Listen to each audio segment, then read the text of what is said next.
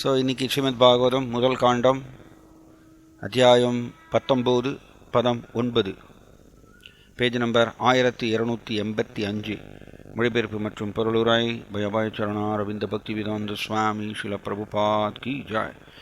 ஓம் நமோ பகவதே வாசுதேவாய. ஓம் நமோ பகவதே வாசுதேவாய. ஓம் நமோ பகவதே வாசுதேவாய. நாராயணம் நமஸ்கிருத்யம் நரம் ஜைவ நரோத்தமம் தேவீம் சரஸ்வதிம் வியாசம் ததோ ஜயம் உதீரயேத். பதம் 9 முதல் காண்டம் அத்தியாயம் 19 பதம் 9. அத்ரிர் வசிஷ்டஸ்சவனஸ் சரத்வான் அரிஷ்டநேமிர் பிருகுர் அங்கிராஸ்ச பராச்சரோகாதி சுதோதராம உதத்ய இந்தர பிரமதேத்ம வாஹௌ மேதாதிதிர் தேவல ஆரிஷ்டிஷேணோ பாரத்வாஜோ கௌதம பிப்பலாதः மைத்ரேய ஔர்வ கவச கும்பயோனிர் த்வைபாயனோ பகவான் நாரதஸ்ச. அத்ரி முதல் நாரதர் வரை பிரபஞ்சத்தின் வெவ்வேறு பகுதிகளிலிருந்து அங்கு வந்து சேர்ந்த வெவ்வேறு முனிவர்களின் பெயர்கள் இதில் அடங்கும். மொழிபெயர்ப்பு. பிரபஞ்சத்தின் வெவ்வேறு பகுதிகளிலிருந்தும் பின்வரும் மாமுனிவர்கள் அங்கு வந்து சேர்ந்தனர். அத்ரி, சவனர், சரத்வான், அரிஷ்டநேமி, பிருகு, வசிஷ்டர், பராசரர், விஸ்வாமித்திரர், அங்கீரர், பரசுராமர், உதத்யர், இந்திர பிரமதர், இத்மவாகு, மேதாதிதி, தேவலர், ஆர்ஷ்டிஷேனர், பாரத்வாஜர், கௌதமர், பிப்பலாதர், மைத்ரேயர், ஔர்வர், கவசர், கும்பயோனி, துவைபாயனர் மற்றும் மகாபுருஷரான நாரதர். பொருளுரை. சவனர் பிருகு முனிவரின் மகன், சிறந்த முனிவராவார். கர்ப்பவதியான இவருடைய தாயார் கடத்தப்பட்ட போது இவர் குறை மாத குழந்தையாக பிறந்தார். இவரது தந்தையின் 6 மகன்களுள் இவரும் ஒருவர். பிருகு வருணனின் சார்பாக பிரம்மதேவர் ஏற்றிய பெரும் யாகத்தீயிலிருந்து பிருகு மகரிஷி பிறந்தார். மாமுனிவரான இவரது பிரிய மனைவியின் பெயர் புலோமை என்பதாகும். நாரதர், துர்வாசர் முதலானவர்களைப் போல் இவரும் விண்வெளியில் சஞ்சரிக்கக்கூடியவர் ஆவார். பிரபஞ்சத்தில் உள்ள எல்லா கிரகங்களுக்கும் இவர் சென்று வருவது வழக்கம். குருக்ஷேத்திர யுத்தத்திற்கு முன் அதை தடுக்க முயன்றார். சில சமயங்களில் பாரத்வாஜ முனிவருக்கு இவர் ஜோதிட சாஸ்திரத்தை உபதேசித்தார். இவர் பிருகு சம்ஹிதை எனப்படும் புகழ்பெற்ற ஜோதிட சாஸ்திரத்தின் ஆசிரியராவார். காற்று, நெருப்பு, நீர் மற்றும் மண் ஆகியவை எப்படி ஆகாசத்திலிருந்து உற்பத்தி செய்யப்பட்டன என்பதை இவர் விளக்கினார். வயிற்றிலுள்ள காற்று எப்படி இயங்குகிறது என்பதையும் குடல்களை எப்படி ஒழுங்குபடுத்துகிறது என்பதையும் கூட இவர் விளக்கினார். சிறந்த தத்துவவாதியான இவர் ஜீவராசியின் நித்தியத்தன்மையை பற்றி தர்க்க சாஸ்திர முறைப்படி ஸ்தாபித்தார். மகாபாரதம் புகழ்பெற்ற மனித வர்க்க சாஸ்திரியான இவரால் தான் நீண்ட காலத்திற்கு முன் பரிணாம வளர்ச்சியை பற்றிய தத்துவம் விளக்கப்பட்டது. 4 சமூக பிரிவுகளையும் 4 ஆன்மீக பிரிவுகளையும் கொண்ட வர்ணாசிரம ஸ்தாபனத்தை இவர் விஞ்ஞானபூர்வமாக விவரித்தார்.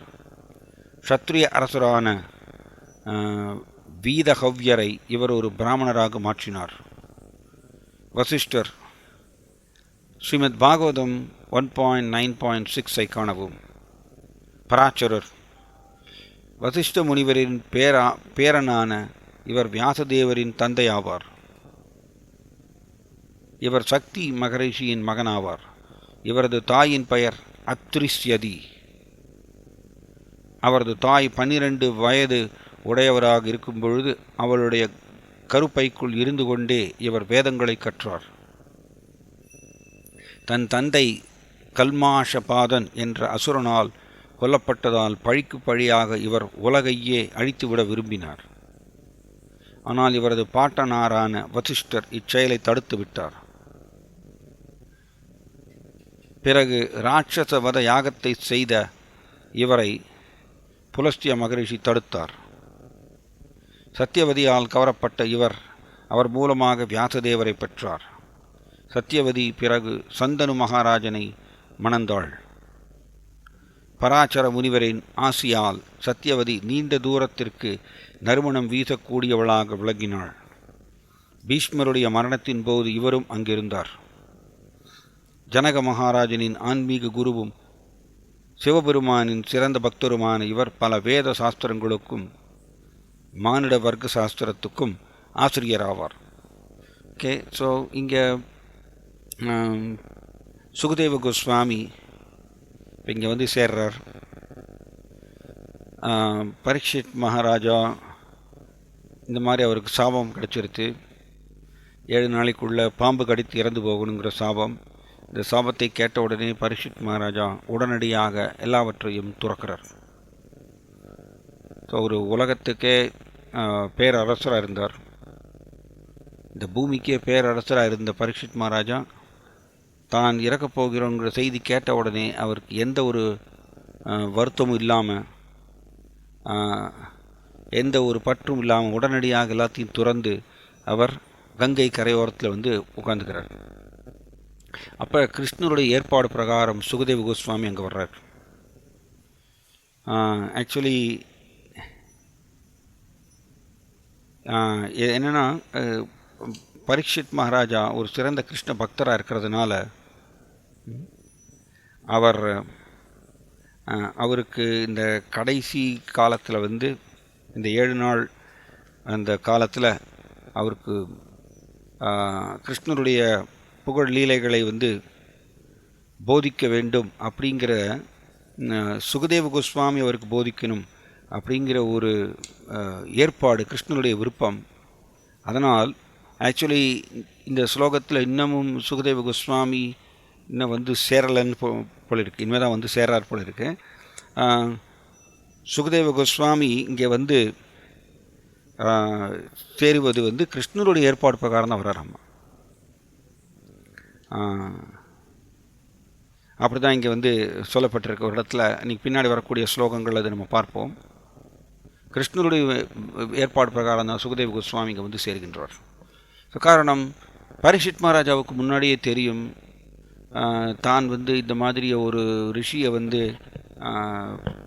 செத்த பாம்பை போட்டு அவரை வந்து அவமதிப்போம் அப்படிங்கிறது அவருக்கு ரொம்ப ஆச்சரியமாக இருக்குது. பரீட்சித் மகாராஜாவுக்கு நான் இந்த மாதிரி ஒரு செயலை செய்ய மாட்டேன், எப்படி இது வந்து நடந்தது அப்படின்னு அவர் யோசித்து பார்க்குறார் பரீட்சித் மகாராஜா. அப்போ தான் அவருக்கு தெரியறது, ஓகே இது வந்து நான் இந்த செயலை செய்கிறதுக்கு வாய்ப்பே இல்லை, இந்த மாதிரி ஒரு ஈனத்தனமான செயலை வந்து நான் செய்கிறதுக்கு வாய்ப்பு இல்லை. ஏன் அப்படின்னா, காரணம் முன்னாடி இதை டிஸ்கஸ் பண்ணியிருக்கோம். நாம் மகாமாயாவுடைய மேற்பார்வையில் இருக்கிற வரைக்கும் நம்ம தவறு செய்வோம், தவறு செஞ்சுட்டே இருப்போம். பட் யோக மாயாவோட மேற்பார்வையில் ஒருத்தர் வந்துட்டாருன்னா அவர் தவறு செய்வதற்கு வாய்ப்பு கிடையாதம்மா. ஏன்னா அவருடைய தெய்வீக குணமே நிதோஷா அப்படின்னு சொல்கிறோம். பிரபுபாதர் வந்து ரொம்ப அழகாக சொல்கிறாரு, ஒரு ஜீவாத்மா 78%, அதாவது கிருஷ்ணர் வந்து எப்படின்னா 100% தெய்வீக குணங்களை உடையவர். அண்ட் கிருஷ்ணாவுடைய அங்க விரிவாக்கங்கள் விஷ்ணு தத்துவங்கள்னு சொல்கிறோம்.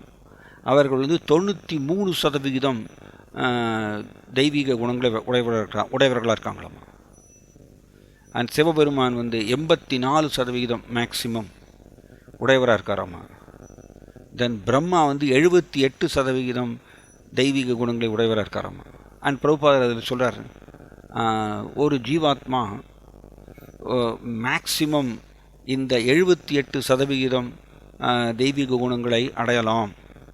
ஒரு ஜீவாத்மா கட்டாயம் சிவபெருமான் வைத்திருக்கக்கூடிய பர்சன்டேஜோ இல்லை விஷ்ணு தத்துவங்கள் இல்லை கிருஷ்ணா வச்சிருக்கக்கூடிய பர்சன்டேஜோ ஒரு கட்டுண்ட ஜீவாத்மா ஒரு அடைய முடியாதுன்னு சொல்கிறார்.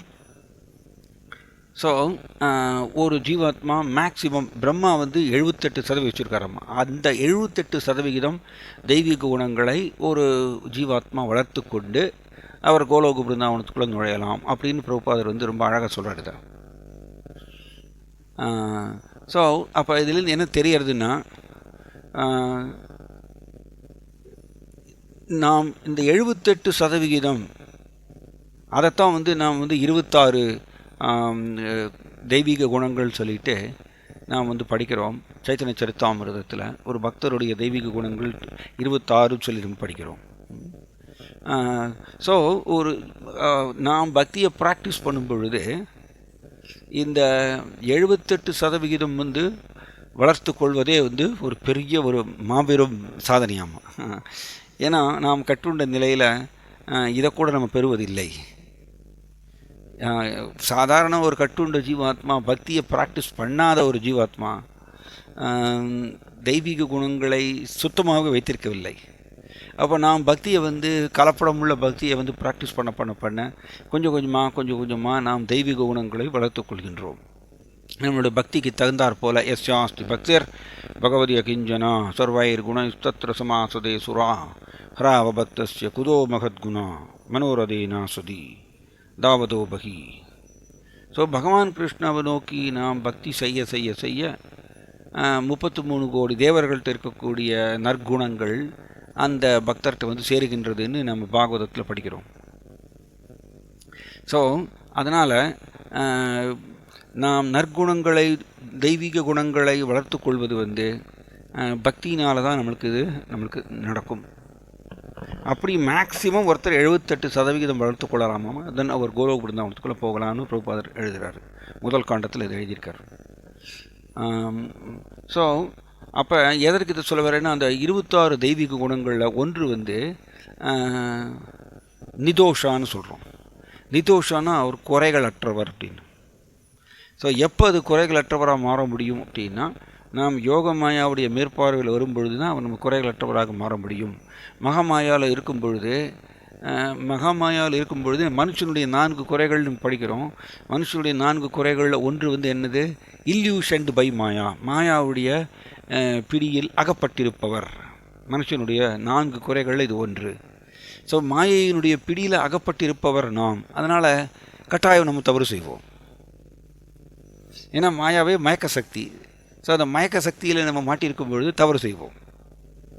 அதனால தான் நம்மளுடைய கோல் என்ன அப்படின்னா, இந்த மாயாவுடைய மயக்க சக்தியிலிருந்து விடுபட்டு யோக மாயாவோட மேற்பார்வையில் வருவதற்குத்தான் நாம் டெய்லி பக்தி செய்கின்றோம். ஸோ அப்போ எதற்கு இது சொல்ல வரேன்னா, பரீட்சித் மகாராஜா குற்றம் செய்வதற்கு வாய்ப்பு இல்லை, தவறு செய்வதற்கு வாய்ப்பே கிடையாது.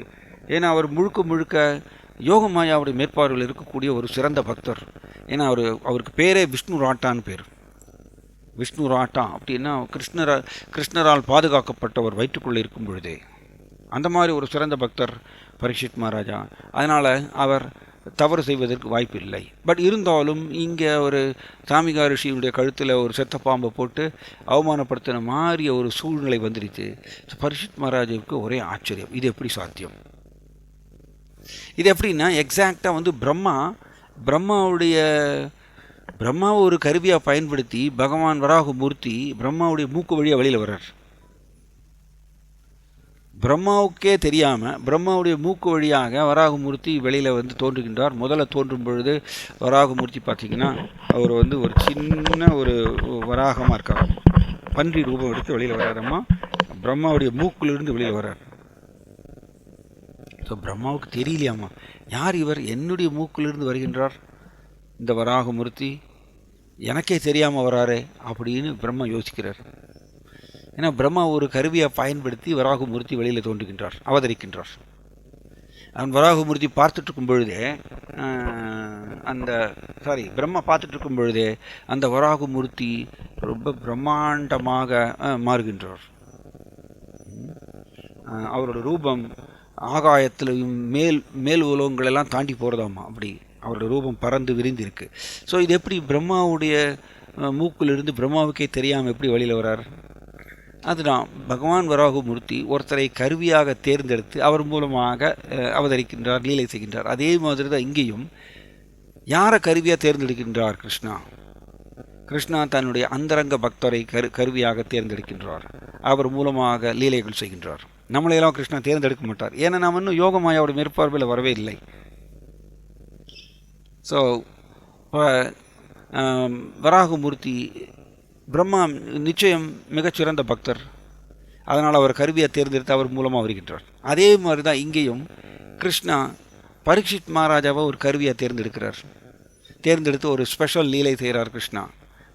அப்பொழுது பிற்காலத்தில் எல்லா மக்களுக்கும் ஸ்ரீமத் பாகவதம் அமையும், வந்து சேரும். ஸ்ரீமத் பாகவதம்ங்கிற இந்த பிரம்மாண்டமான சாஸ்திரம் கலியுக மக்களுக்கு கிடைப்பதற்கு ஒருத்தர் கருவியாக செயல்பட வேண்டும் கிருஷ்ணனுடைய கையில். அதுதான் பரீட்சித் மகாராஜா. ஸோ அப்போ பரீட்சித் மகாராஜா கட்டாயம் தவறு செய்வதற்கு வாய்ப்பு கிடையாது. அவர் சாமிகா ரிஷியினுடைய கழுத்தில் பாம்பு போட்டாருன்னா அது கிருஷ்ணருடைய உந்துதல்னால தான் இவர் அதை செஞ்சிருக்கார்.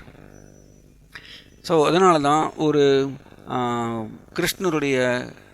கிருஷ்ணருக்கு கம்ப்ளீட்டாக சரணாகதி அடைந்த ஒரு அந்தரங்க பக்தர் அவர் எந்த காரியம் செய்தாலும் அது கிருஷ்ணர் உள்ளே இருந்து தூண்டுகின்றார். பிரபாதர் அப்படி தான் எழுதுகிறார். ஆக்சுவலி கிருஷ்ணர் உள்ளே இருந்து அவருக்கு தூண்டி அவர் அந்த செயலை செய்கிறாரம்மா. இதுதான் யோகமாயாவோட மேற்பார்வையில் இருக்கக்கூடிய ஒரு சிறந்த பக்தர். அதனால் அவர் தவறு செய்வதற்கு வாய்ப்பே கிடையாது. தவறுன்னு சொல்லும் பொழுதே மாயாவுடைய மயக்கத்தில் மாட்டி எது சரி எது தவறுங்கிறது தெரியாமல் குழம்பி போய் நம்ம காரியத்தை செய்வது, அது கட்டுண்ட ஜீவாத்மா. அது மோஸ்ட்லி அது தவறுதல தான் முடியும். எஸ், நம்ம எல்லாருமே தவறு தான் செஞ்சுருக்கோம், மிகப்பெரிய தவறு செஞ்சுருக்கோம். எல்லோருமே கிருஷ்ணரை நிராகரிச்சிருக்கோம். இதுக்கு மேலே ஒரு பெரிய தவறு இருக்க வேண்டிய அவசியம் இல்லை. மிகப்பெரிய தவறு இது. ஸோ அந்த தவறை நம்ம தொடர்ந்து செஞ்சுட்டே தான் இருக்கோம். நம்ம இப்போயாவது முடிவு எடுக்கிறோமா, ஓகே நான் கிருஷ்ணரை நிராகரிச்சிட்டேன், அதனால தான் ஜட உலகத்தில் நான் உழண்டுட்ருக்கேன், பல பிறவிகள் எடுக்கிறேன், ஓகே அட்லீஸ்ட் இப்போயாவது நான் முடிவெடுக்கின்றேன், இனிமே கிருஷ்ணருக்கு சரணாகதி அடைவது மட்டும்தான் என்னுடைய ஒரே குறிக்கோள், இந்த உலகத்தில் அனுபவிக்க வேண்டியது என்னுடைய நோக்கம் அல்ல அப்படிங்கிறது அந்த முடிவு நம்ம எடுக்கிறோமா? எடுக்க மாட்டோம். ஏன் அப்படின்னா நாம் இன்னும் மகாமாயாவோட மேற்பார்வையில் இருக்கிறதுனால கிருஷ்ணரை 100% தேர்ந்தெடுக்க நம்மளால் முடியவில்லை, மகாமாயாவுடைய மேற்பார்வையில் இருக்கிறதுனால. அதனால தான் நம்மளுக்கு இந்த சாதன பக்தி இதெல்லாம் நம்மளுக்கு ஏன் கொடுத்துருக்காங்கன்னா, பக்தியை ப்ராக்டிஸ் பண்ண கிராஜுவலி கொஞ்சம் கொஞ்சமாக நம்மளுக்கு கிருஷ்ணர் மேலே டேஸ்ட் வரும்.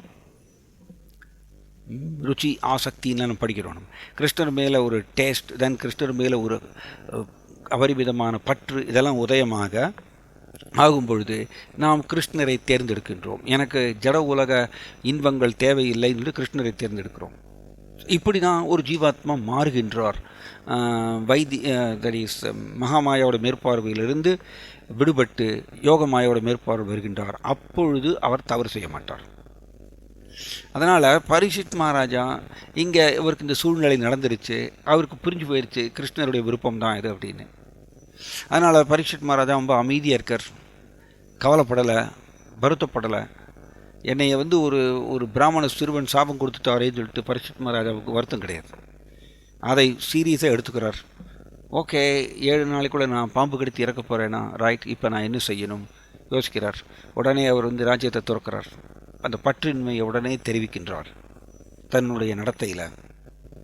இதெல்லாம் அவர் யோகமாயாவோட மேற்பார்வையில் இருக்கிறதுனால தான் உடனடியாக அவர் எந்த ஒரு வருத்தமும் கவலையும் இல்லாமல் எல்லாவற்றையும் துறக்கின்றார்.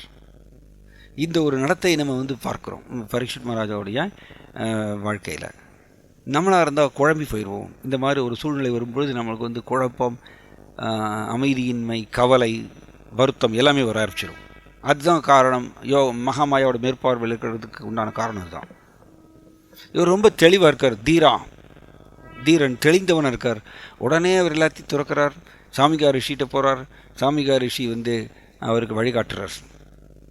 உனக்கு உரிய நேரத்தில் சுகதேவ கோஸ்வாமி உனக்கெல்லாம் போதிப்பார் அப்படின்னு சொல்லி சாமிகா ரிஷி அவருக்கு வழிகாட்டுறார். இவர் பரீட்சித் மகாராஜா கங்கை கரையோரத்தில் போய் உட்காந்துக்கிறார், எல்லாவற்றையும் திறந்துட்டு. இப்போ ஏன் பரீட்சித் மகாராஜா இந்த மாதிரி கங்கை கரையோரத்தில் போய் உட்காந்துட்டார்? எதையும் சாப்பிடாமல் அவர் போய் உட்காந்துடுறாராம்மா, ராஜ்யத்தெல்லாம் திறந்துட்டு. இந்த ஒரு அற்புதத்தை பார்க்குறதுக்கு பல பல கிரகங்கள்லேருந்து கீழே இறங்கி வராங்களாம்மா பெரிய பெரிய பெரிய ரிஷிகள்.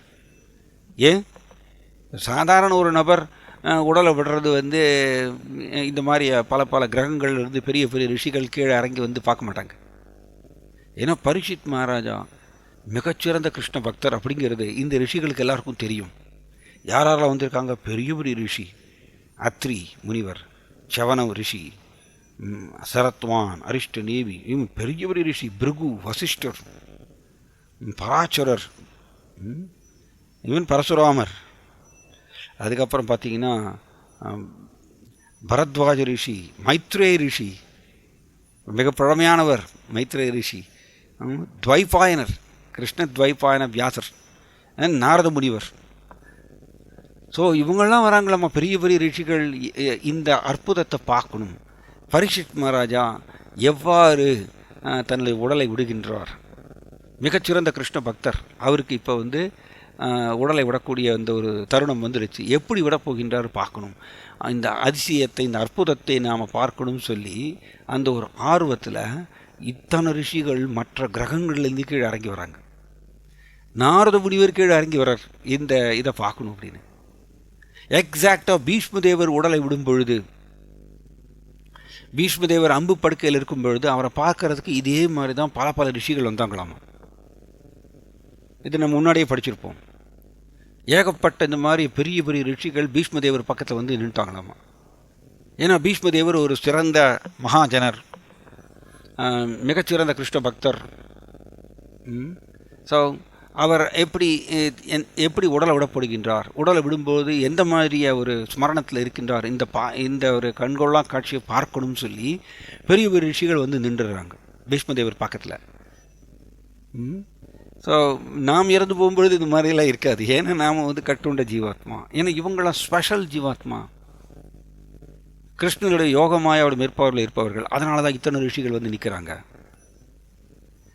So this is one point இங்கே.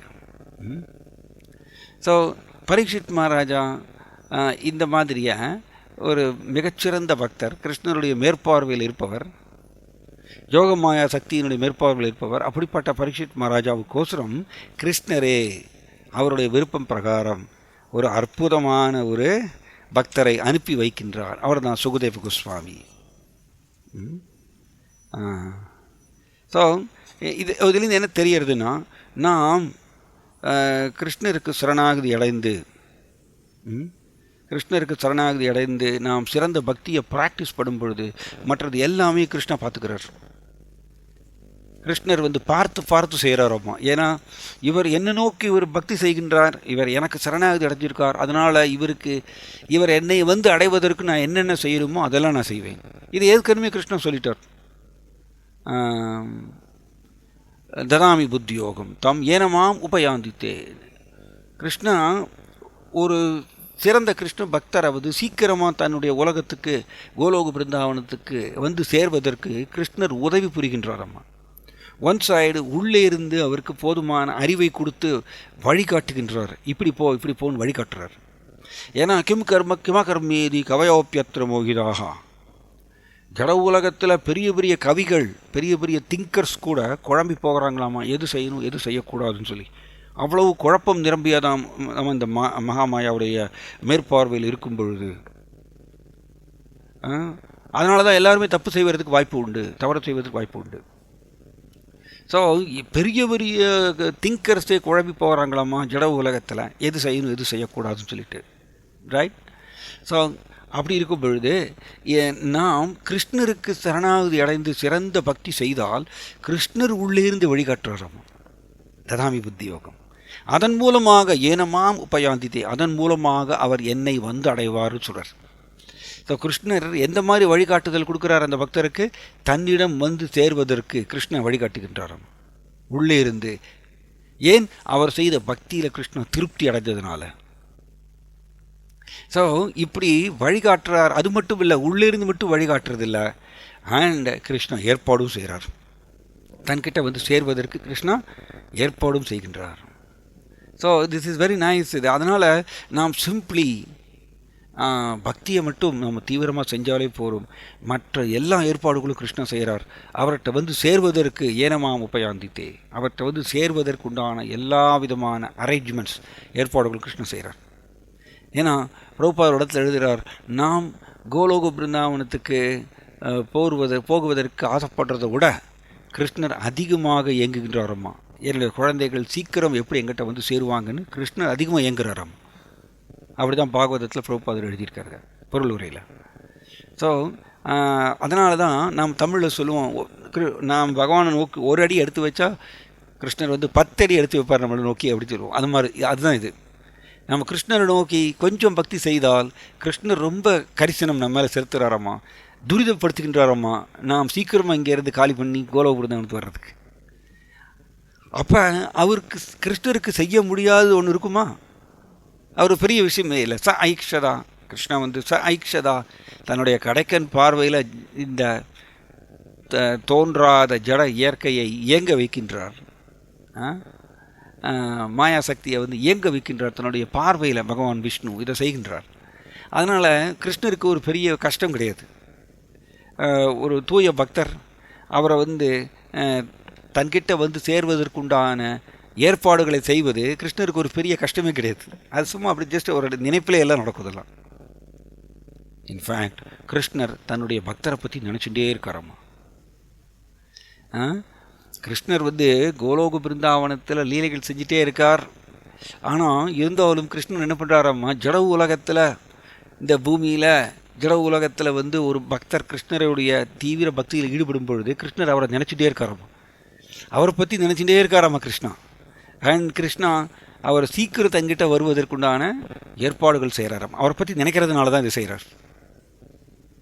அதனால் இங்கே பரீட்சித் மகாராஜா போன்ற கிருஷ்ணருக்கு சரணாகதி அடைந்த பக்தர்களுக்கு எல்லாமே கிருஷ்ணர் செய்வார். கவலையே பட வேண்டிய அவசியம் இல்லை. எப்படி நம்ம கோலோக பிருந்தாவனத்துக்கு போவோம், அது எல்லாம் அவரே பண்ணுறார். இங்கே பாருங்கள், பின்னாடி வரக்கூடிய ஸ்லோகத்தில் பார்த்தீங்கன்னா சுகதேவ கோஸ்வாமி இந்த கிருஷ்ணனுடைய ஆணை பிரகாரம் தான் அங்கே வந்து சேர்றாரம்மா.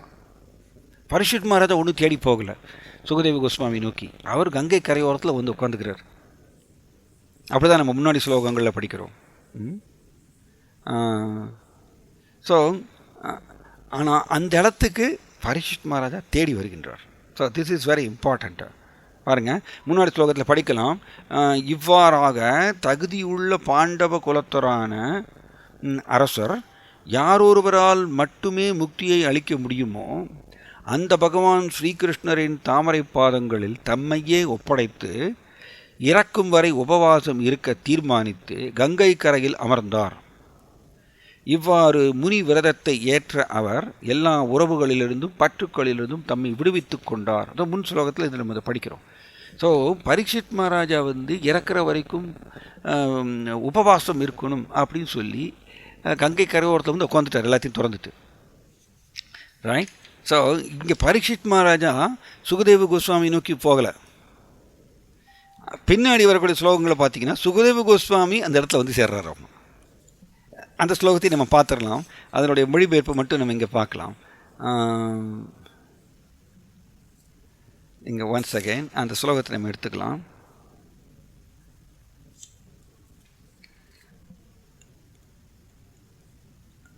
ஐ திங்க் அது பின்னாடி வருது. இங்கே பிராமணர்களை பற்றி பார்த்து பேசுகிறார். Once again. ஸோ இது நீங்கள் பின்னாடி ஸ்லோகங்கள் அது வருது. பரீட்சித் மகாராஜா சுகதேவ கோஸ்வாமி வந்து சேருவது வந்து நம்மளுக்கு தெரிய வருது. ஓகே. அதனால் இது கிருஷ்ணருடைய ஏற்பாடு பிரகாரம் தான் இங்கே நடந்திருக்கு. அதனால் கிருஷ்ணர் வந்து என்ன வேணால் செய்யலாம். தன்னை நோக்கி சிறந்த பக்தி செய்யக்கூடிய பக்தருக்கு கிருஷ்ணா என்ன வேணால் ஏற்பாடு செய்ய முடியும். இதுக்கு பேர் தான் அனன்யா சிந்தயந்தோ மாம் ஏதனா பர்யுபாஷதே தேஷாம் நித்யாபியுக்தானாம் யோகக்ஷேமம் வகாம்யகம் அப்படின்னு நம்ம வந்து படிக்கிறோம். நீங்கள் இதை பார்த்தீங்கன்னா அச்சமயம் விருப்பற்றவராக பூமியில் சஞ்சரித்தவரும் ஆத்ம திருப்தி உடையவருமான சக்தி வாய்ந்த வியாசபுத்திரர் அங்கு தோன்றினார். வர்ணாசிரம அடையாளங்கள் எதுவும் அவரிடம் காணப்படவில்லை. பிறரால் புறக்கணிக்கப்பட்டவரைப் போல் உடையில்லாதவராக இருந்த அவர் பெண்களாலும் பாலகர்களாலும் சூழப்பட்டிருந்தார்.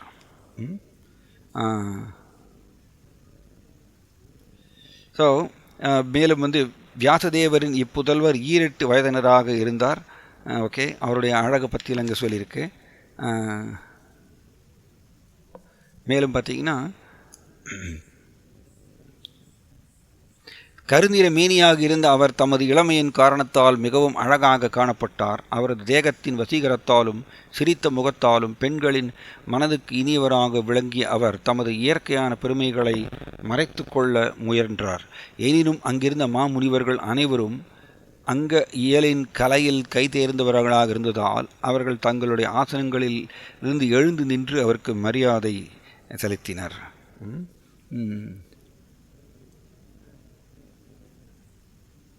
ஸோ ஆக்சுவலி பொருளுரையில் நீங்கள் இது படிக்கலாம். பிரபுபாதர் எங்கேயோ ஒரு இடத்துல போட்டிருக்காரு, நான் படிச்சிருக்கேன். கிருஷ்ணருடைய ஏற்பாடு பிரகாரம் தான் இங்கே சுகதேவ் கோஸ்வாமி அங்கே சேர்ந்தார்னுட்டு எங்கேயோ ஒரு இடத்துல பிரபுபாதரோட பொருளுரையில் சொல்கிறாரு. So this is the point. அதனால் கிருஷ்ணர் எல்லாமே செய்கின்றார்.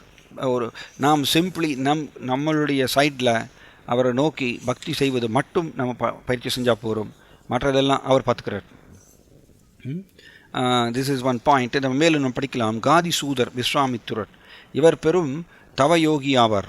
இவரது தந்தை உத்தரப்பிரதேசத்தின் ஒரு பகுதியான, ஏன்னா இதெல்லாம் டிஸ்கிரிப்ஷன், இந்த ஸ்லோகம் முழுக்க முழுக்க ஜஸ்ட் இன்ஃபர்மேஷன், செய்திகள் கொடுக்கக்கூடிய ஒரு ஸ்லோகமாக இருக்குது.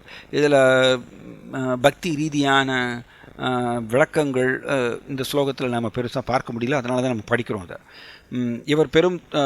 இவரது தந்தை உத்தரப்பிரதேசத்தின் ஒரு பகுதியான கன்யாகுப்ஜா மாகாணத்தின் வலிமை மிக்க ஓர் அரசராக காதியாக இருந்ததால் இவர் காதி சூதர் என்று புகழ் பெற்றார். இவர் பிறப்பால் ஒரு சத்திரியர் என்ற போதிலும் இவரது ஆன்மீக சக்திகளினால் இவரது சத்திரிய உடலிலேயே ஒரு பிராமணராக மாறினார். இவர் சத்திரிய அரசராக இருந்தபொழுது வசிஷ்ட முனிவரிடம் குற்றம் கண்டுபிடித்து அவரை பகைத்து கொண்டார். மகங்க முனிவரின் ஒத்துழைப்புடன் பெரும் யாகத்தை செய்து இதனால் வசிஷ்ட முனிவரின் மகன்களை இவரால் கொல்ல முடிந்தது. இவர் ஒரு பெரும் யோகியான போதிலும் புலன்களை கட்டுப்படுத்த தவறியதால் உலக சரித்திரத்தில் பேரழகியாக விளங்கிய சகுந்தலைக்கு தந்தையாகும் நிர்பந்தம் ஏற்பட்டது. ஒரு சமயம் இவர் ஒரு சத்திரிய அரசராக இருந்தபொழுது வசிஷ்ட முனிவரின் ஆசிரமத்திற்கு சென்றார். அங்கு ராஜ மரியாதையுடன் வரவேற்கப்பட்டார். வசிஷ்ட முனிவரிடமிருந்த நந்தினி எனும் பசுவை அரசர் தனதாக்கிக் கொள்ள விரும்பினார். வசிஷ்டர் அதை கொடுக்க மறுத்துவிட்டார். பிறகு இவர் பசுவை அபகரித்து கொண்டதால் இவருக்கும் முனிவருக்கும் இடையில் கலகம் உண்டாயிற்று. விஸ்வாமித்திரர் வசிஷ்டரின் ஆன்ம பலத்தால் தோற்கடிக்கப்பட்டார். இதனால் சத்திரிய அரசர் ஒரு பிராமணராக மாற முடிவு செய்தார். பிராமணராகும் முன் கௌசிக நதிக்கரையில் கடுந்தவத்தை இவர் மேற்கொண்டார். குருக்ஷேத்திர யுத்தத்தை தடுக்க முயன்றவர்களில் இவரும் ஒருவராவார். இது வெரி இம்பார்ட்டண்ட். இங்கே விஸ்வாமித்திர ரிஷியுடைய பற்றி சொல்லும்பொழுது அதில் நிறைய நம்மளுக்கு உபதேசங்கள் கிடைக்கிறது. அதாவது விஸ்வாமித்திர முனிவர் ஒரு சத்திரிய அரசராக இருந்திருக்கார். அண்ட் இவருடைய காலத்தில் வாழ்ந்த வசிஷ்ட ரிஷி தன்னுடைய ஆசிரமத்தில் நந்தினிங்கிற ஒரு காமதேனு பசு அதை வச்சிருக்காராமா. அந்த நந்தினி பசுவை பார்த்த உடனே விஸ்வாமித்திரர் அவர் சத்திரிய அரசராக இருக்காரப்ப அவருக்கு இந்த நந்தினி பசுவை தன்னுடைய அரண்மனைக்கு கொண்டு வரணும்னு ஆசைப்படுறார். ஆனால் வசிஷ்டர் இதை கொடுக்கறதுக்கு மறுக்கிறார். அதனால் இவங்க 2 பேருக்கும் ஒரு விதமான சண்டை, கலகம் ஏற்படுகின்றது. அந்த கலகத்தில் விஸ்வாமித்திரர் தோற்று போயிடுறாரம்மா. ஏன்னா வசிஷ்டர் தன்னுடைய பிராமண ஆன்மீக பலத்தினால இவரை ஜெயிச்சிடுறார். இதனால் விஸ்வாமித்திர முனிவரில் அப்போ ஒரு சத்திரியர் அவருக்கு பார்க்குறார், ஓகே இவர் சிறந்த பிராமணராக இருக்கிறதுனால அந்த ஆன்ம பலத்தினால என்னை ஜெயிச்சிட்டார், ஸோ நானும் சிறந்த பிராமணராக மாறணும்னு சொல்லி விஸ்வாமித்திரர் என்ன பண்ணுறாரு, தன்னோட ராஜ்யத்தை திறந்து சிறந்த ரிஷியாக மாறும்னு சொல்லிட்டு கடும் தவம் பண்ணுறார். இதில் வெரி இம்பார்ட்டன்ட் பாயிண்ட். கிருஷ்ணருக்கு சரணாகதி அடையலைன்னா நாம் எவ்வளவு தபஸ்யா பண்ணாலும் சரி நம்ம தோற்று போவோங்கிறது சிறந்த உதாரணம் விஸ்வாமித்திர முனிவர் அஷ்டாங்க யோகத்தை ப்ராக்டிஸ் பண்ணுறார், கடும் தவம் புரிகிறார். இங்கே சொல்லப்பட்டிருக்கு அவர் வந்து எந்த இடத்துலன்னா கௌசிக நதிக்கரையில் ஒரு கடும் தவம் செய்கிறாராம் விஸ்வாமித்திர முனிவர். பிராமணராக மாறணும். அதான் தமிழில் சொல்லுவாங்க, வசிஷ்டர் வாயால் பிரம்ம ரிஷி. வசிஷ்டர் வாயிலேருந்தே வரணும், நான் ஒரு சிறந்த பிரம்ம ரிஷிங்கிற அந்த பட்டம் எனக்கு வரணும், வசிஷ்டர் சொல்லணும் அப்படிங்கிற இந்த ஒரு உத்வேகத்தினால விஸ்வாமித்திர முனிவர் கடும் தவம் பண்ணுறார். இது பாருங்கள், அசாஸ்திர விகிதம் கோரம் தப்யந்தே ஏ தபோஜனாக டம்பா ஹங்கார சம்யுக்தா காமராக பல்லான்விதாகா. இது நம்ம பகவத்கீதையில் நம்ம படிக்கிறோம். ரொம்ப அருமையான ஒரு ஸ்லோகம். அசாஸ்திர விகிதம் கோரம் தப்யந்தே ஏ தபோஜனாக, அதாவது சாஸ்திரத்துக்கு முரண்பாடான விகிதம் கோரம், அதாவது சாஸ்திரத்துக்கு முரண்பாடான தவங்கள், இது வந்து கோரமானது, இது கோரமானது அப்படின்னு கிருஷ்ணா பகவத்கீதையில் சொல்கிறார். அண்ட் டம்பாகங்கார, சிம்பிளி டம்பத்துக்கோசரம் செய்வாங்க. டம்பம் சொல்லுவோம், அதாவது தன்னுடைய சுய கௌரவம் அதை பாதுகாத்து கொள்வதற்கோசரம் அவர்கள் பெரிய தவம் செய்வாங்க அப்படின்னு கிருஷ்ணன் அதை பகவத்கீதையில் சொல்கிறார். அகங்கார சம்யுக்தா, டம்பா அகங்கார சம்யுக்தா, அகங்காரத்தினுடைய உந்துதல்னால இவர்கள் இந்த மாதிரிய தவங்கள் செய்வாங்க. ஸோ நார்மலி நாம் தவம் இதெல்லாம் வந்து கிருஷ்ணருடைய கருணையை பெறுவதற்கோசரம் நம்ம தவம் செய்ய வேண்டும். அது வந்து எத் கரோஷி எதஸ்நாஷி எஜ்ஜுகோஷி ததாசி எத் தபஸ்யசி. தவம் செய்கிறதா இருந்தாலும் கிருஷ்ணருக்கோசரம் செய்யணுமாம். அது வந்து நம்மளுக்கு நம்ம ஜீவாத்மா தூய்மை அடைந்து கிருஷ்ணர் நோக்கி அன்பு வளர்த்து கொள்வதற்கு உதவும். ஸோ தவம் அந்த மாதிரி இருக்கணுமாம்மா. ஆனால் டம்ப அகங்கார சம்யுக்தா, டம்பத்தினாலையும் அகங்காரத்துடைய உந்துதனாலையும் நாம் தவம் செய்தால் அது நாம் தோல்வி அடைவோம். ஏன்னா கிருஷ்ணர் இல்லை. இது வெரி இம்பார்ட்டன்ட் பாயிண்ட். மற்ற யோகங்கள் எல்லாமே அஷ்டாங்க யோகம், கர்மயோகம், ஞான யோகம், இந்த மாதிரி இதெல்லாம் பார்த்திங்கன்னா கடும் முயற்சி போடுறாங்க அந்த யோக பாதையில் அவங்க. ஆனால் கிருஷ்ணரை சேர்த்து கொள்ளாததுனால அவர்கள் தோற்று போவாங்க. பக்தர்கள் பக்தி யோகத்தில் பயிற்சி செய்யும் பொழுது தன்னுடைய பயிற்சியில் கிருஷ்ணரை நோக்கி அவங்க செய்கிறதுனால, கிருஷ்ணரை திருப்திப்படுத்தும் வகையில் செய்கிறதுனால, கிருஷ்ணரை சேர்த்து கொள்றதுனால அவர்கள் தோல்வி அடைய மாட்டார்கள். பக்தர்கள் ஒருபொழுதும் வீண் போவதில்லைன்னு படிக்கிறோம். ஆனால் மற்ற யோகிகள் தோற்று போகிறாங்க. ஏன்னா கிருஷ்ணரை சேர்த்துக்கல அவங்களுடைய பயிற்சியில். அவர்கள் தன்னுடைய பயிற்சியினால் சித்திகளை அடையலாம்னு நினைக்கிறாங்க அஷ்டாங்க யோகிகள். ஸோ விஸ்வாமித்திர முனிவர் இது டம்பத்துக்கோசரம் செய்கிறது. இதுக்கு பேர் தான் வசிஷ்ட ரிஷி பிரம்ம ரிஷி. அதனால தானே அவர் என்னை தோற்கடித்தார் இந்த ஆன்ம பலத்தினால. ஸோ நானும் பிரம்ம ரிஷியாக மாறணும் அப்படிங்கிற இது டம்பம். இந்த டம்பத்துடைய உந்துதல்னால, அகங்காரத்துடைய உந்துதல்னால அவர் ராஜ்யத்தையே துறந்து அவர் வந்து கடும் தபஸ்யா செய்கிறார், அஷ்டாங்க யோகத்தை பயிற்சி செய்கிறார். பட் என்னாச்சு? தோல்வி. எஸ் குரேஸ் ராதேஷாம் பிரபு ரொம்ப அழகாக சொல்லுவார், கடும் தோல்வி. என்ன தோல்வி?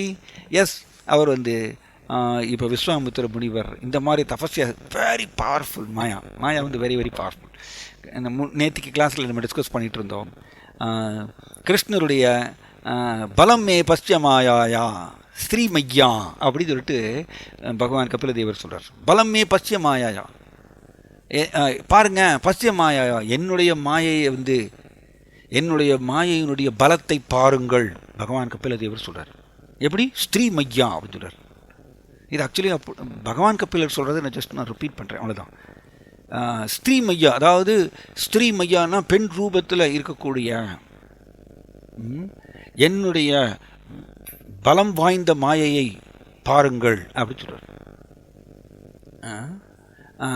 ப்ரூஹி ஜிம்ப்ரேன அப்படின்னு சொல்லியிருக்கு. அதாவது அவர்கள் சிம்பிளி கண் புருவத்தை அசைத்தறதுனால பெரிய பெரிய ஆளுநர்கள் கூட அவங்களுடைய காலடியில் விழறாங்கன்னு பகவான் கபிலதேவர் அதில் சொல்கிறார். ஸோ இதை தாண்டுறது அப்படின்னா கிருஷ்ணரை நாம் சேர்த்து கொண்டால் மட்டும்தான் தாண்ட முடியும். கிருஷ்ணரை நாம் சேர்த்து கொள்ளலை அப்படின்னா கட்டாயம் தோற்று போவோம். இதுக்கு ஏகப்பட்ட ரெக்கார்டு இருக்குது சாஸ்திரத்தில்.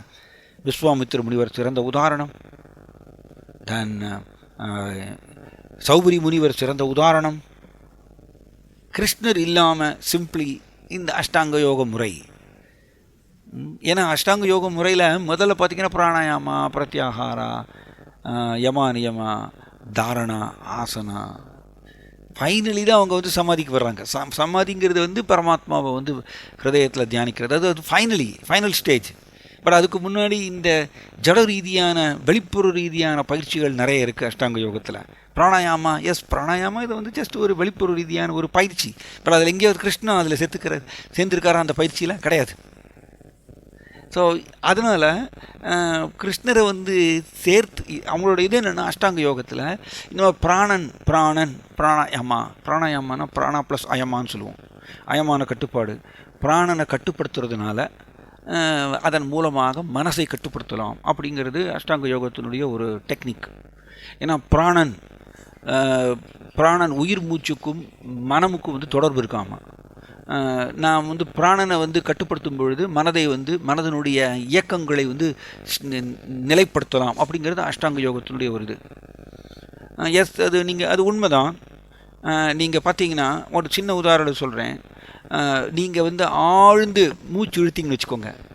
ரொம்ப டீப்பாக வந்து மூச்சு இழுக்கிறீங்க அண்ட் மூச்சை நீங்கள் கொஞ்சம் நிறுத்தி வைங்க. அப்போ உங்களுடைய மனம் சலனடையுமான்னு பாருங்கள். மனம் சலனடையாது. நீங்கள் வந்து மூச்சை நீங்கள் இழுத்து பிடிச்சி வச்சிங்கன்னா அந்த சமயத்தில் வேறு ஏதாவது எண்ணம் வருமா? வரவே வராது. மைண்ட் அப்படியே ஸ்டாண்ட் ஸ்டில் ஆயிரும். மனத்தில் வேறு எண்ணங்கள் வராது. ஆனால் அது எவ்வளோ நேரம் பண்ண முடியும்? அதை விட்டோன்னு திரும்ப மனம் ஓடும். திரும்ப மனம் புனர்தாவது செத் அசத்பதே, மனம் மீண்டும் புலர் என்பதை நோக்கி தான் ஓடும். அப்போதைக்கு அதனால் இவர்கள் என்ன சொல்கிறாங்கன்னா, அந்த அஷ்டாங்க யோக பயிற்சியில் இந்த பிராணனை வந்து நீங்கள் மூச்சு வந்து அடக்கினீங்கன்னா எப்படி மனம் வந்து வேறு எந்த எண்ணங்களையும் கொடுக்குறது இல்லையோ, அதனால் அதை அடிக்கடி பயிற்சி பண்ணுங்க அப்படிங்கிறது அஷ்டாங்க யோகத்தில்.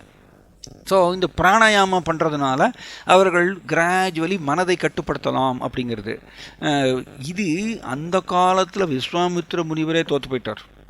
இப்போ நம்ம எப்படி இதில் ஜெயிக்க முடியும் இந்த பயிற்சியில்? ஏன்னா மனம் எப்படின்னா, நீங்கள் மூச்சு நிறுத்தி வைக்கும்பொழுது அந்த டைமில் வேணால் மனம் வந்து அமைதியாக இருக்கலாம், வேறு எண்ணங்களை கொடுக்காமல் இருக்கலாம். ஆனால் நிறுத்தின மூச்சு பழையபடி நம்ம ஓட ஆரம்பிச்சிட்டோன்னா திரும்ப மனம் வந்து புலனின்மைகளை நோக்கி ஓட ஆரம்பிக்கும். வெரி பவர்ஃபுல் மைண்டு, ரொம்ப சக்தி வாய்ந்தது. ஸோ விஸ்வாமித்ர முனிவர் அஷ்டாங்க யோகத்தை ப்ராக்டிஸ் பண்ணுறார், கட்டும் அஷ்டாங்க யோகத்தை ப்ராக்டிஸ் பண்ணுறார். ஆனால் அவர் என்னாச்சு, மேனகாவுடைய அழகில் மயங்கினார். மேனகாவுடைய அழகில் மயங்கி, இதுக்கு பேர் தான் ஆவிரதம் ஞானமேதேன ஞானினோ நித்ய வைரினா காமரூபேன கௌந்தேய துஷ்பூரேன அனலேச்ச. கிருஷ்ணா ரொம்ப பியூட்டிஃபுல்லாக சொல்கிறார் இதெல்லாம். காமரூபேன கௌந்தேய, ஓ அர்ஜுனா, இந்த காமங்கிற ரூபம் ஞானினும் நித்திய வைரினா, ஒரு நித்திய வைரி, நிரந்தர எதிரியாக இருக்கின்றது காமம். யாருக்கு? ஆன்மீக பாதையில் முன்னேறுபவர்களுக்கு இந்த காமங்கிறது வந்து நிரந்தர எதிரியாக இருக்கின்றது. துஷ்பூரேனா அனலேனச்சா, இது வந்து ஜட உலகத்தையே தகிக்கின்றதாம்மா, அனல் மாறிய தகிக்கின்றதாம்மா. ஆவிரதம் ஞானமேதேன, பிரபுபாதர் என்ன சொல்கிறார்? ஞானமேதேன இடத்துல என்ன சொல்கிறாருன்னா, நம்முடைய உணர்வு அப்படி சொல்கிறார் பிரபுபாதர் இடத்துல. நம்முடைய உணர்வை மறைச்சிருமாமா இந்த காமம் வந்து நம்மளோட உணர்வை மறைச்சு ஒரு மிகப்பெரிய எதிரியாக, எப்பொழுதுமே நிரந்தர எதிரியாக அமைகின்றது ஆன்மீகத்தில் முன்னேறக்கூடிய அந்த பாதையில் இருப்பவர்களுக்கு அப்படின்னு கிருஷ்ணா பகவத்கீதை சொல்கிறார். அது இங்கே விஸ்வாமித்திர முனிவர் தோற்று போயிடுறார் அந்த காலத்திலேயே. இது எப்பயோ நடந்தது, கட்டாயம் கலியுகத்தில் கிடையாது. ஸோ மேனகா வந்து முன்னாடி வந்துடுறாங்க, இந்திரன் அனுப்புகிறார் மேனகாவை. ஸோ மேனகா தன்னுடைய கால் கொலுசு சவுண்டு கேட்குற மாதிரி அவங்க நடந்து போகிறாங்களாம்மா வேணுன்ட்டு விஸ்வாமித்திர முனிவருக்கு முன்னாடி. விஸ்வாமித்திர முனிவர் இந்த கொலுசு சவுண்டை கேட்ட உடனே அவர் கண்ணை திறக்கிறாராம்மா. கண்ணை திறந்தா மேனகாவை பார்க்குறார். மேனகாவுடைய அழகை பார்த்த உடனே ஆவிரதம் ஞானம் இதேன, அவருடைய மொத்த ஞான அறிவு அந்த உணர்வு எல்லாம் மறைக்கப்பட்டிருந்தது. அவர் எதுக்கோசரம் இங்கே வந்திருக்கார்? ராஜ்யத்தெல்லாம் துறந்துட்டு அவர் பிரம்ம ரிஷியாக மாறணும்னு சொல்லிட்டு வந்து உட்காந்துருக்கார். எந்த நதிக்கரையில்? கௌசிக நதிக்கரையில் கட்டும் தவம் செய்கிறார். ஆனால் அந்த நோக்கம் எல்லாமே மறந்து போடுது பாருங்க. இதுதான் மாயா. இதன் நோக்கம் மறந்து வெரி பவர்ஃபுல் மாயா. நாம் நினச்சிப்போம் இது நான் தாண்டிடுவேன், மாயாவை நான் தாண்டிடுவேன்னு. என்னுடைய சாமர்த்தியத்தினால மாயாவை தாண்ட முடியாது. கிருஷ்ணரை தான் கூப்பிடணும். ஹிஸ் ஹோலினஸ் ராதாநாத் சுவாமி மகாராஜ் ரொம்ப அழகாக சொல்வார். நம் ஹிருதயத்தில் மிஸ்டர் ராவணா, அதாவது யார் ஒரு காமம், மிஸ்டர் ராவணா நம் ஹிருதயத்தில் இருக்கிற வரைக்கும் அந்த ராவணாவை தோற்கடிக்கிறது யார்? ராமா மட்டும்தான் தோற்கடிக்க முடியும். ராவணாவை இந்திரனால் தோற்கடிக்க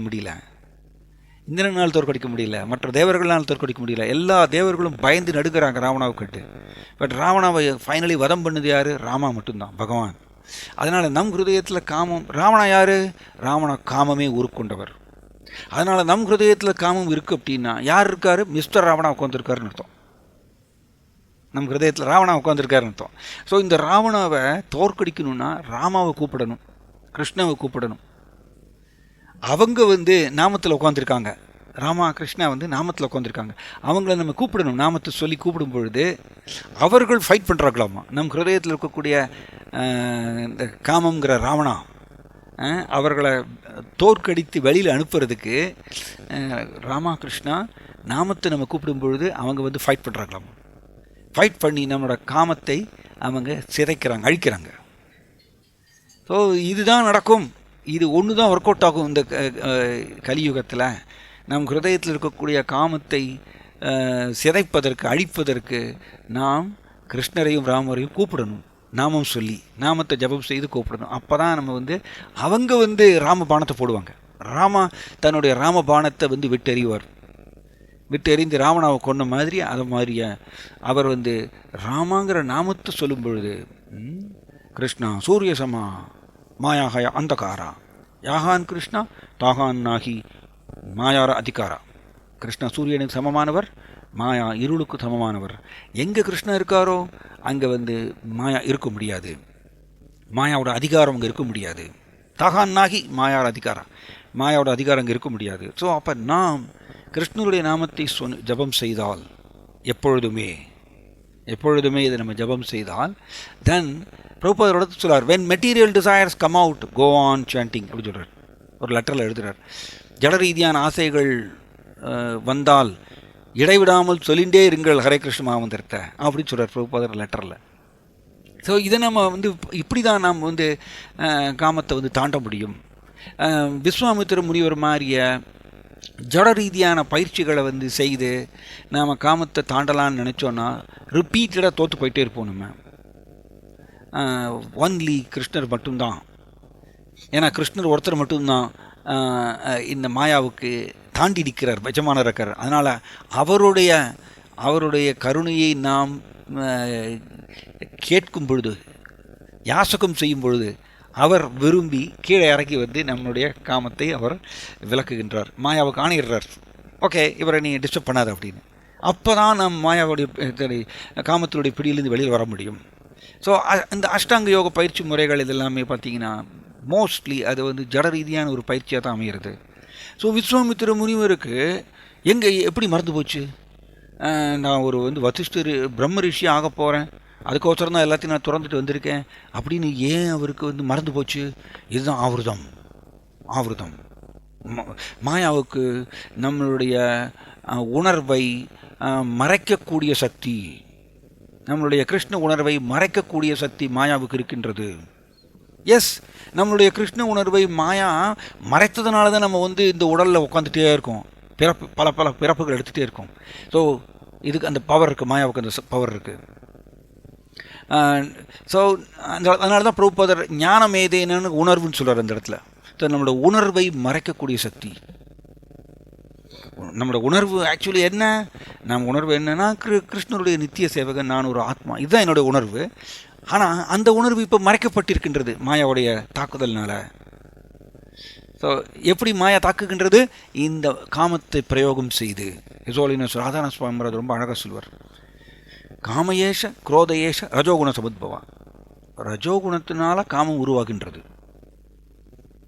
ஸோ மாயா ரஜோகுணத்தை நம்ம மேலே பிரயோகம் செய்யும் பொழுது காமம் நமக்குள்ளே வருகின்றது.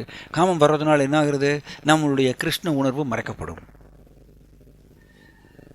அப்போ நான் எங்கே இருக்கேன்? இதுக்கு ஆக்சுவலி சோலினஸ் பக்தி விகாஸ் சுவாமி மகாராஜ் ரொம்ப அழகாக சொல்வார்.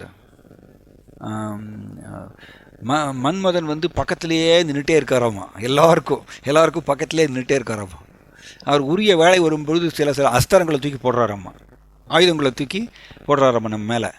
அந்த ஆயுதங்களுக்கு பேரெல்லாம் சொல்கிறார் இதோட பக்தி விகாஸ் சுவாமி மகாராஜ். உன்மாதனா, ஸ்தம்பனா, அப்புறம் ரோச்சனா அப்படிங்கிற பல பல பேர்கள்லாம் சொல்கிறார். 5 விதமான பானம் போடுறாராம்மா. அதாவது உன்மாதம்னா என்னது, பைத்தியம் பிடிக்கிற மாதிரி ஆயிருமாம்மா. காமம் இந்த சொல்லுவாங்க தலைக்கேறுறதுன்னு சொல்லுவாங்க. காமம் தலைக்கேறுறதுன்னு தான். கண்டபடி அவங்க நிலை இழந்து சிந்திப்பாங்க, நிலை இழந்து போயிடுவாங்க அவங்க. உன்மாதனா. அப்புறம் ஸ்தம்பனானது ஸ்தம்பிச்சு போகிறது. இதை வந்து சோழினர் பக்தி விகாஸ் சுவாமி மகாராஜ் சொல்கிறார். எக்ஸாக்டாக விஸ்வாமித்திர முனிவருக்கு இது நடந்தது. விஸ்வாமித்திர முனிவர், இது ஒரு பெரிய சப்ஜெக்ட். இது மேனகாவுடைய கால் கொலுசினுடைய சவுண்டு கேட்ட உடனே விஸ்வாமித்திர முனிவர் கண்ணை திறக்கிறார். கண்ணை திறந்த உடனே மேனகாவுடைய ஸ்ட்ரக்சரை பார்க்குறார், மேனகாவுடைய ரூபத்தை பார்க்குறார். பார்த்த உடனே என்ன ஆகுறது, மன்மதன் பானங்களை தூக்கி போடுறார். அதில் ஒரு பானம் என்ன, ஸ்தம்பனா. ஸ்தம்பனானா ஸ்தம்பிச்சு போயிடுவாராம். ஒரு ஆண் பெண்ணுடைய ரூபத்தை பார்த்து அப்படியே ஸ்தம்பிச்சு போகிறது, அல்லது பெண் ஆணோட ரூபத்தை பார்த்து ஸ்தம்பிச்சு போகிறது. இந்த ஸ்தம்பனாங்கிற இந்த பானத்தை போட்டதுக்கப்புறம் தான் இந்த ஸ்தம்பிச்சு போகக்கூடிய நிலை வருதாம். ஸ்தம்பிச்சு ஸ்டன் ஆகுறது, என்ன பண்ணுறதுங்கிறே தெரியாது, சிந்திக்கவே முடியாது. தென் உன்மாதனா, பைத்தியம் பாரு ஆயிடுவாங்களாமா, அடையணும் அப்படின்னு சொல்லிட்டு. தென் ரோச்சனானது உள்ள ஒரு எரியுமாமா, தக்க தக்க தக்கன்னு எரியுமாமா. அதை தான் கிருஷ்ணாவும் சொல்கிறார், துஷ்பூரேனா அனலை நினச்சா. மொத்த ஜட உலகமும் காமங்கிற அனல்னால எரிக்கப்படுகின்றார்கள் சொல்கிறார், துஷ்பூரேன. ஸோ உள்ளே வந்து தக்க தக்கன்னு எரியுமாமா. ஸோ இதெல்லாம் அந்த ரோச்சனாங்கிற இதெல்லாம் சட்டில், வெரி சட்டில், ரொம்ப சூக்ஷ்மமானது. அந்த பானத்தை போடுறதுனால தான் அது விஸ்வாமித்திர முனிவருக்கு நடந்துருச்சு. எந்த யுகத்தில் இல்லை, இந்த யுகத்தில். ஸோ ஏன்னா இது டெஃபினட்டாக விஸ்வாமித்திர முனிவர் நடந்தது வந்து திரேதாயுகத்துக்கு முன்னாடி தான் இருக்கணும். ஏன்னா திரேதாயுகத்துக்கு முன்னாடி தான் கட்டாயம் இருக்கணும், இது சத்தியுகத்தில் இருக்கணும் ஷூர். ஏன்னா திரேதாயுகத்தில் வரும்பொழுது விஸ்வாமித்திர முனிவர் சிறந்த பக்தராக மாறிடுறார், ராமாவுக்கு சரணாகி அடைஞ்சிடுறார். அதனால் இது அதுக்கு முன்னாடி நடந்த நிகழ்ச்சி இது. ஸோ இப்போ சத்தியுகத்தில் தான் இருக்கணும் இது ஷூரா. ஸோ விஸ்வாமித்திர முனிவர் மேனகாவை பார்த்த உடனே அவருக்கு எல்லாமே மறந்து போச்சு. அதனால தான் நாம் குறைத்திட போடக்கூடாது மாயாவை. எனக்கு நிறைய ஆன்மீக அறிவு நிரம்பி இருக்குது, நான் இந்த ஆன்மீக அறிவின் துணை கொண்டு மாயாவை தாண்டிடுவேன் நினைக்கிறது முட்டாள்தனம். ஏன்னா மாயாவுக்கு இந்த ஒரு சக்தி இருக்குது, ஆவரணாத்மிகா. நம்மளுடைய ஆன்மீக அறிவு எல்லாத்தையும் மறைக்கக்கூடிய சக்தி மாயாவுக்கு இருக்கின்றது. அந்த டைமில் எல்லாம் ஸ்தம்பிச்சு போயிடுமாம். ஸோ இது வந்து விஸ்வாமித்திர முனிவருக்கு நடந்தது. தன்னுடைய நோக்கம் மறந்து போச்சு. தென் ஃபைனலி என்னாச்சு, விஸ்வாமித்திர முனிவர் மேனகா பின்னாடி போயிடுறார், தன்னுடைய நோக்கத்தை மறந்து போயிட்டார். ஸோ இதே மாதிரி தான் இவர் விஸ்வாமித்திர முனிவர் மட்டும் இல்லை, இவன் பகவான் கபிலதேவர் சொல்கிறார், பகவான் கிருஷ்ணனுடைய அவதாரம் கபிலதேவர் சொல்கிறார், பிரம்மாவே போனார் அப்படின்னு சொல்கிறார். பிரம்மாவே பின்னாடி போனாராம்மா, தன்னுடைய மகள் பின்னாடி போயிட்டார். தன்னுடைய மகளை பார்த்த உடனே தன்னுடைய ரூபத்திலிருந்து உருவான வாக் அப்படிங்கிற தன்னுடைய மகளை பார்த்த உடனே பிரம்மாவே மயங்கி போயிடுறாராமா. ஒரு மான் ரூபம் எடுத்துகிட்டு பின்னாடி போயிடுறாராமா. எப்படி இது அவ்வளோ பவர்ஃபுல் மாயா, வெரி வெரி பவர்ஃபுல். ஸோ அதனால் நாம் வந்து இதை குறைச்சி இட போட முடியாது. தீவிர கிருஷ்ண பக்தி செய்தால் மட்டும்தான் இதை தாண்ட முடியும். கிருஷ்ணருடைய கருணையை பெற்றால் மட்டும்தான் தாண்ட முடியும் காமத்தை. ஸோ விஸ்வாமித்திர முனிவர் மறந்து போயிட்டார், நோக்கத்தை மறந்து போய் மேனகா கூட அவர் இணைந்து மேனகாட்டிருந்து பிறந்த குழந்தை தான் சகுந்தலை. இங்கே சொல்லப்பட்டிருக்கு, உலக சரித்திரத்தில் பேரழகு ஆகிய விளங்கிய சகுந்தலை. ஏன்னா சகுந்தலை வந்து மேனகாவுடைய ஒரு குழந்தையாக இருக்கிறதுனால அவர் ரொம்ப பேரழகியாக இருந்தாங்க சகுந்தலா. ஸோ இந்த சகுந்தலாவுக்கு தந்தை ஆகிட்டார் விஸ்வாமித்திர முனிவர். பிரபாதர் சொல்லுவார், கீதா சம்சாரம் அப்படின்னு சொல்லுவார். பகவத்கீதை படிக்கிறதுக்கு காட்டுக்கு போய் உட்காந்தார் ஒரு சிஷ்யர். கடைசியில் அவர் பார்த்திங்கன்னா பெரிய ஒரு சம்சாரியாக மாறினாராம்மா. மாயா அப்படி தான் ட்ரிக் பண்ணிகிட்டே இருக்கும். நாங்கள் ஒரு ஏதோ ஒன்று அடையிறோம்னு சொல்லிட்டு போவோம், அது வழி தவறி வேற எங்கேயோ கொண்டு போயிடும். மாயாவுக்கு இந்த சக்தி இருக்குது, மறக்கடிக்கக்கூடிய சக்தி. ஸோ பக்தி சித்தாந்த தாக்கூர் இந்த கதையை சொல்கிறார், கீதா சம்சாரம். பகவத்கீதை படிக்க போய் ஃபைனலி அவர் பெரிய குடும்பியை மாறுறாராமா. அது ஸோ ஸோ ஆன்மீக குரு வந்து ஒரு அந்த தன்னுடைய சிஷ்யரை பார்க்குறதுக்கு காட்டுக்கு வர்றார். எனக்கு அந்த சிஷ்யர் வந்து குருவோட காலில் நமஸ்காரம் பண்ணுறாரு. இப்போ பார்த்தீங்கன்னா அவர் தலை மேலே ஒரு குழந்தை உட்காந்துருக்காமா, அவர் இடுப்பில் ஒரு குழந்தை உட்காந்துருக்காமா, அவரோட மனைவி அந்த பக்கம் பிடிச்சி இழுக்கிறாங்களாம்மா, எனக்கு இதை வாங்கி கொடுங்க அதை வாங்கி கொடுங்கன்னு சொல்லி. அவர் குரு கேட்குறாரம்மா, என்ன சிஷ்யா இது என்னது, என்ன கோலம் அப்படின்னு கேட்குறாரு. குருவே இதுதான் கீதா சம்சாரம் அப்படின்னு சொல்கிறாராம். So this is the point. அதனால் நாம் எல்லோருமே நான் கட்டுண்ட ஜீவாத்மா நம்ம எல்லோரும் மாயாவை தாண்டறதுக்கு மாமேவையே பிரபத்தியந்தே மாயாமேதாம் திறந்திதே. கிருஷ்ணருக்கு சரணாகதி அடைந்தால் மட்டும்தான் மாயாவை தாண்ட முடியும். அதனால் நம்மளோட மைண்ட் என்ன பண்ணும், திரும்ப திரும்ப சஜஷன்ஸ் கொடுத்துட்டே இருக்கும். மாயாவை தாண்டறதுக்கு பலதரப்பட்ட ஐடியாஸ் கொடுத்துட்டே இருக்கும். கிருஷ்ணருக்கு சரணாகதி அடைகிறத விட்டுட்டு மற்ற எல்லா வழிகளையும் சஜஸ்ட் பண்ணிகிட்டே இருக்கும் நம்முடைய மைண்டு மாயாவை தாண்டறதுக்கு. இப்படி பண்ணால் மாயாவை தாண்டிடலாம் சொல்லிட்டு ஐடியா கொடுத்துட்டே இருக்கும் நம்மளோட மைண்டு. அதில் வந்து தோற்றே போகாதாம்மா, சிலைக்காதாம்மா மைண்டு. அதனால் நம்ம அது ஒரு பொழுதுன்னு அதை நம்பக்கூடாது. மைண்ட் கொடுக்கக்கூடிய அந்த சஜஷனை நம்ம ஏற்றுக்கொள்ள சீரியஸாக எடுத்துக்கூடாது. நமக்கு சாஸ்திரம் என்ன சொல்லியிருக்கு, கிருஷ்ணருக்கு சரணாகதி அடைகிறதுனால மட்டுமே மாயாவை தாண்டலாம். ஸோ விஸ்வாமித்திர முனிவரே தோற்று போனார். அப்போ நம்ம யார்? அவர் சத்தியுகத்தில் இவ்வளோ பெரிய ரிஷி, கடும் தவம் புரியறார், அவரே தோற்று போகிறார். அப்போ நம்ம என்ன ஜெயிக்க முடியுமா? கட்டுண்ட ஜீவாத்மா இந்த கலியுகத்தில் உட்காந்துட்டு ஒரு குறுகிய கால வாழ்க்கையை வச்சுட்டு நம்ம ஜெயிக்க முடியுமா? மாயாவை, காமத்தை ஜெயிக்க முடியுமா? முடியாது. கிருஷ்ணருக்கு சரணாகதி அடைகிறதுனால தான். சரி, விஸ்வாமித்திர முனிவர் முதல்ல தோற்று போயிடுறார். மேனகா மூலமாக இந்த மாதிரி தன்னோட நோக்கத்தை மறந்து போயிட்டார். அதனால் சகுந்தலை வருது. திரும்பவும் விஸ்வாமித்திர முனிவர் பிரம்ம ரிஷியாக மாறணுக்கிட்டு உட்கார்றார். இது ஒரு நல்ல கதை, இதோட முடிச்சிடுறேன் நான். திரும்ப உட்கார்றாரு. இந்திரவை ரம்பா வராங்க. இந்திரன் என்ன பண்ணுறார், ரம்பாவை அனுப்புகிறார். ரம்பாவை பார்த்த உடனே இவருக்கு ஞாபகம் வருது, போன தடவை மேனகா வந்து என்னுடைய தபஸ்யாவை ஸ்பாயில் பண்ணாங்க, இந்த தடவை ரம்பா வராங்களா, என்ன பண்ணுறேன் பாரு சொல்லிட்டு கோபம் வருது அவருக்கு. கோபத்தில் ரம்பா, என்னுடைய ஆன்மீகத்தை சிதைக்கிறதுக்காக நீ வர, உன்னை கல்லாக்குறேன் பாருன்னு சாபம் கொடுத்துட்றாரு. சாபம் கொடுத்த உடனே ரம்பா கல்லாக மாறிடுறாங்க. ஸோ அப்போ என்னாச்சு, கோபப்பட்டு சாபம் கொடுத்ததுனால எகைன் அவரோட ஆன்மீக பலத்தை அவர் இழந்தார். 2ஆம் தடவை தோற்று போகிறார் விஸ்வாமித்திர முனிவர். சரி, 3ஆம் தடவை திரும்பவும் அவர் உட்காந்து தபஸ்யா பண்ணுறார் விஸ்வாமித்திர முனிவர். அந்த காலத்தில் விஸ்வாமித்திரன்னு ஒரு சினிமா படம் வந்தது. அந்த காலத்தில் விஸ்வாமித்திரருடைய வாழ்க்கை வரலாறு வர்ணிக்கக்கூடிய ஒரு படம் வந்தது. ஸோ விஸ்வாமித்திரர் வந்து 3ஆம் தடவையாகவும் அவர் வந்து பிரம்ம ரிஷி ஆகிறதுக்கு கடும் தபஸ்யா செய்கிறார். இந்த தடவை யார் வர்றாரு, இந்த தடவை திரிசங்கு வர்றார். திரிசங்கு வந்து இதே உடலோடு சொர்க்கத்துக்கு போகணும்னு ஆசைப்படுறார். தென் அவருடைய குருகிட்ட போய் கேட்குறார், வசிஷ்ட ரிஷிகிட்ட போய் கேட்குறார், நான் இதே உடலோட இதுக்கு போகணும், சொர்க்கத்துக்கு போகணும்னு ஆசைப்படுறேன் சொன்னோடனே வசிஷ்ட ரிஷி அதெல்லாம் முடியாது அப்படின்னு சொல்லி அனுப்பிச்சிடுறார். தென் திரிசங்கு நேராக விஸ்வாமித்திர முனிவர்கிட்ட வர்றார். வசிஷ்ட ரிஷியால் முடியல, இதே உடலோட என்னைய சொர்க்கத்துக்கு அனுப்பி வைக்க முடியல வசிஷ்ட ரிஷினால், உங்களால் முடியுமா அப்படின்னு வந்து நிற்கிறார். எகைன் இவருக்கு அந்த அகங்காரம் வந்துடுது, தம்பா அகங்கார சம்யுக்தா. வசிஷ்ட ரிஷியால் முடியலையா, இதே உடலோடு உன்னைய வந்து சொர்க்கத்துக்கு அனுப்புறதுக்கு நான் பண்ணுறேன். வசிஷ்ட ரிஷியால் முடியல, நான் பண்ணுறேன். ஏன்னா இவருக்கு வசிஷ்ட ரிஷிக்கு இவருக்கும் ஜென்ம பகையுது.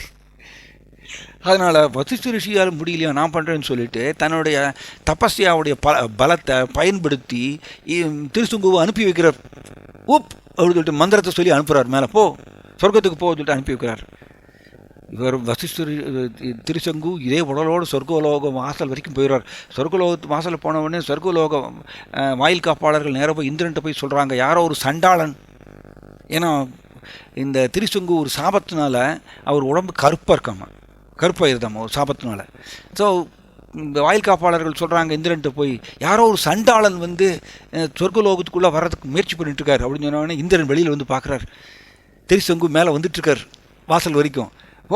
ஒரு சண்டாளன் எப்படி சொர்க்கலோகத்துக்குள்ளே நுழையலாம்? கூடாது. இந்திரன் சில மந்திரங்களை பிரயோகம் பண்ணுறார். அவர் கீழே இறங்குறார். அப்படியே தலைகீழ விழுகிறார் திருசங்கு. அதான் சொல்லுவாங்க திருசங்கு சொர்க்கம்னு சொல்லுவாங்க. திருசங்கு அங்கே இருந்து கீழே விழுகிறார் தலைகீழ. விஸ்வாமித்திரரே என்னை காப்பாற்றுங்கன்னு சொல்லிட்டு அங்கேருந்து விடுறாரு. விஸ்வாமித்திர முனிவர் பார்க்குறாரு, என்னது என்னுடைய மந்திர பலம் ஒர்க் ஆகலையா? திரும்பவும் மந்திரங்களை பிரயோகம் பண்ணுறார். மேலே போ. திரும்பவும் திருச்சங்கு மேலே போகிறார். அங்கேருந்து திரும்ப இந்திரன் என்ன பண்ணுறார், திரும்ப கீழே அனுப்புகிறார். இப்படி மாறி மாறி திருசங்கு மேலேயும் கீழே போயிட்டு போயிட்டு வர்றார். திருசங்கு சொல்கிறார், விஸ்வாமித்திர முனிவரே தயவு செய்து என்னை விட்டுருங்க, எனக்கு சொர்க்கம் வேண்டாம் எனக்கு அப்படி சொல்கிறார். விஸ்வாமித்திர முனிவருக்கு அகங்காரம், டம்ப அகங்கார சம்யுக்தா, முடியல அவரால். இன்னும் நான் ஏற்றுக்கொள்ள மாட்டேன். சரி, இந்திரன் உன்னை அனுமதிக்கலையா சொர்க்கலோகத்துக்குள்ள, நான் என்ன பண்ணுறேன், சொர்க்கத்துக்கு உண்டான ஒரு கிரகத்தையே உருவாக்குறேன்னு சொல்லி தன்னுடைய முழு பலத்தை யூஸ் பண்ணி ஒரு கிரகத்தை உருவாக்குறார். ஒரு கிரகத்தை உருவாக்கி அந்த கிரகத்துக்குள்ளே உட்கார வைக்கிறார் திருசுங்குவை.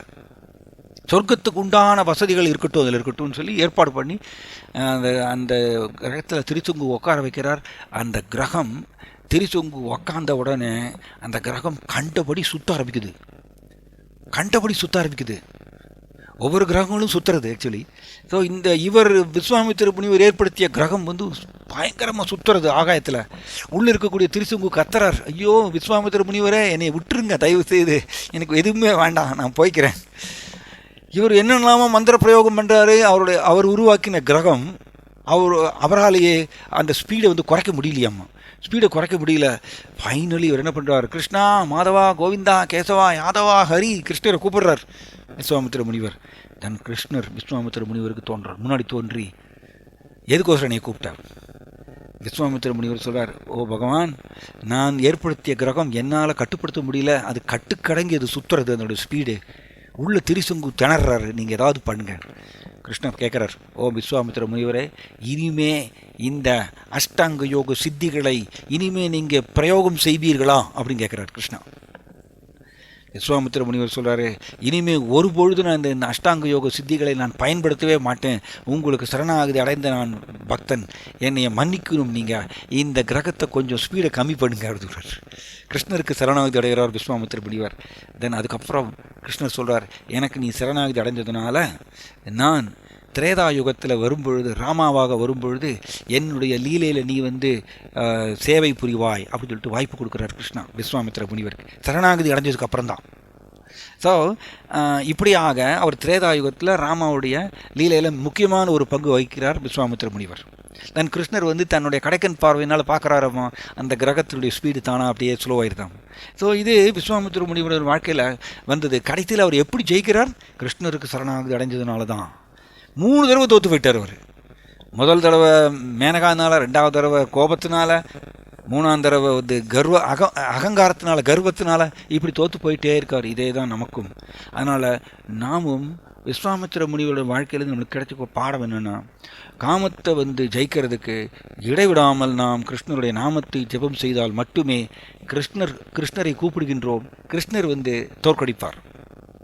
வேறு எந்த ஜட ரீதியான முயற்சினாலையும் நம்ம காமத்தை ஜெயிக்க முடியாது. ஒன்ஸ் அகெயின் யாரோ கேள்வி ஏதோ கேட்டிருக்காங்க, Prabhu please explain whether maya helping us to leave from material world are entangling us in this material world. நல்ல கேள்வி. ஆக்சுவலி மாயா ஜட உலகத்திலிருந்து நம்மளை விடுவிக்கிறதுக்கு தான் முயற்சி பண்ணுறாங்க.